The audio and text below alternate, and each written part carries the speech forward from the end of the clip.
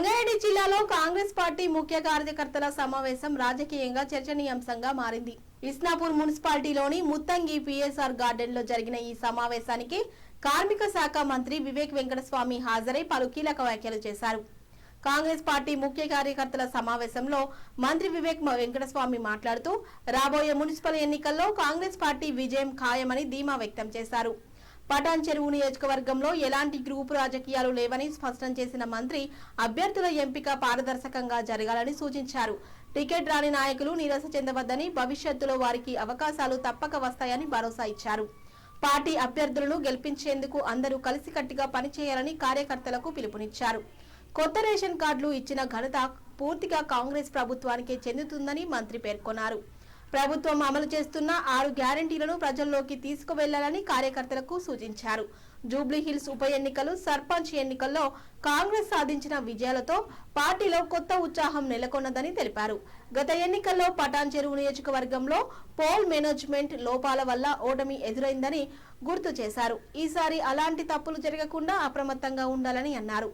ప్రజలకు 6 గ్యారెంటీల అమలు వివరించి పార్టీని మరింత బలోపేతం చేయాలని కార్యకర్తలకు సూచించారు.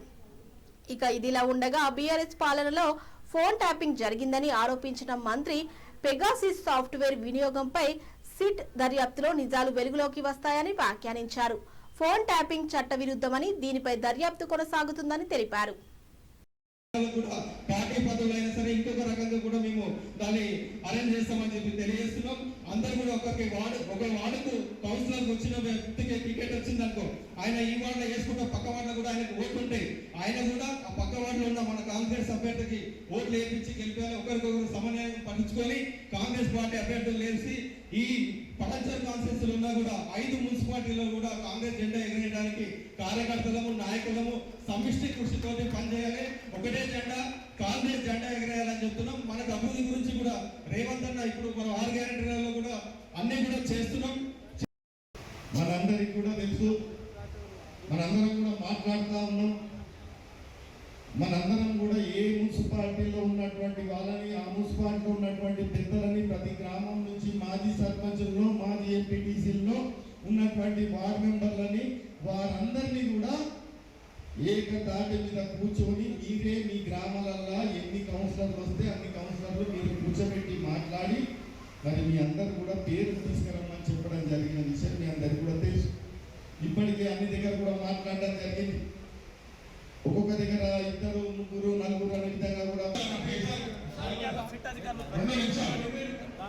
చెప్తున్నారు. ఆ విచారణలో భాగంగా ఆయన వచ్చిన కథ ఇదంతా సీరియల్ లాగా మమ్మల్ని ఇబ్బంది పెడుతున్నారు. కేటీఆర్ చెప్తున్నారు. ఆయన 10 సంవత్సరాలు ప్రభుత్వంలో ఉండే అసలు కేటీఆర్కి ఫ్రస్ట్రేషన్, ఓడిపోయిన ఫ్రస్ట్రేషన్తో ఆయన అసెంబ్లీ ఎలక్షన్స్ ఓడిపోయిండు. ఆయన అధికారంలో కేటీఆర్ ఒక పెద్ద ఫెయిల్యూర్. అసెంబ్లీ ఎలక్షన్స్ ఓడిపోయినాడు ఆయన ఆధ్వర్యంలో, పార్లమెంట్ ఎలక్షన్స్ ఓడిపోయినాడు, తర్వాత కంటోన్మెంట్ బై ఎలక్షన్, మొన్న సర్పంచ్ ఎలక్షన్లలో కూడా టీఆర్ఎస్ పార్టీ ఓడిపోవడం, జూబ్లీహిల్స్ బై ఎలక్షన్. అంటే పార్టీలో నిజంగా కేటీఆర్ సరిగా లీడ్ చేయగలుగుతాడా, మాకు భవిష్యత్తు ముందు ఉంటుందా అని చెప్పి కార్యకర్తలు ఆందోళన అందరూ కూడా అనుకుంటున్నారు. ఈ సరిగా నడవలేదు కేటీఆర్. అయినా ఈ జూబ్లీహిల్స్ ఓడిపోయిన తర్వాత ఎందుకంటే చాలా నమ్మకం ఉండే, 12 సంవత్సరాలు టీఆర్ఎస్ ఎమ్మెల్యే ఉండే మేము ఎట్లా గెలుస్తాం అనుకున్నాడు.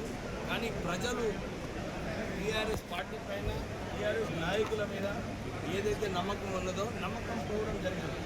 అందు గురించి ఆయన ఈ సీట్లో కూడా 10 సంవత్సరాలు వాళ్ళు హయాంలో ఉండి పెగాసస్ ఏదైతే ఉందో ఆ ఇంటెలిజెన్స్ సిస్టమ్ అందరు నాయకులు, ఎందుకంటే నేను కూడా మునుగోడు, హుజూరాబాద్ బై ఎలక్షన్లో నేను ఇన్ఛార్జ్ ఉండి అక్కడ నా ఫోన్ ట్యాపింగ్, మా పైసలు పట్టుకోవడం ఇవన్నీ కూడా ఏదైతే చేస్తున్నారో కేటీఆర్ ఆయన మర్చిపోయినాడు. అంటే అసలు వారికి వారి భయం ఏంటంటే వారు కేటీఆర్, హరీష్ రావు, వాళ్ళ సొంత చెల్లె కవిత మీద, వాళ్ళ మీద కూడా కుటుంబ సభ్యుల మీద కూడా వాళ్ళందరూ ఈ ఫోన్ ట్యాపింగ్ ఆ రోజులలో చేయడం జరిగింది. అవన్నీ కూడా బయటకు వస్తాయని ఆ భయంతో ఇవన్నీ విమర్శలు చేస్తున్నారు. అంటే వాస్తవంగా కేటీఆర్ ఫోన్ ట్యాపింగ్ వ్యవహారంలో మంత్రులకు కాదు పోలీసులకి మాత్రమే